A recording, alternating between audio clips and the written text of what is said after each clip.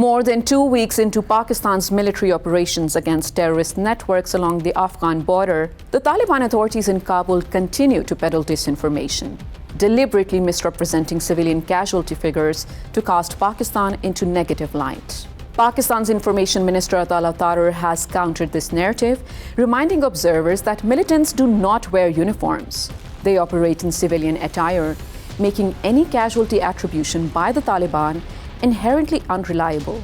The United Nations Assistance Mission in Afghanistan on the 3rd of March reported that 42 civilians had been killed and 104 wounded in what it described as indirect fire in cross-border clashes between the 26th of February and the 2nd of March. Critically, these numbers were sourced entirely from the Afghan Taliban with no independent verification. Minister Tarar was swift to refute the claim, firmly denying that any civilians had been targeted. He further noted that the Kabul-based UN agency had relied solely on Taliban-provided data rather than conducting independent fact-finding.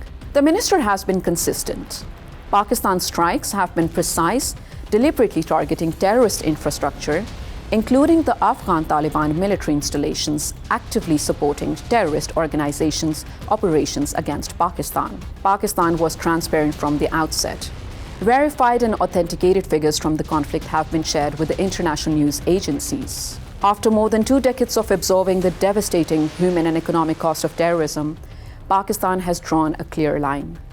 This will no longer be tolerated. Afghan Taliban forces have continued to launch attacks on multiple locations across Balochistan and Khyber Pakhtunkhwa. But through Operation Ghazab lil-Haq, Pakistan's objective remains unambiguous: to neutralize and dismantle the terrorist infrastructure that threatens lives of the people and their sovereignty.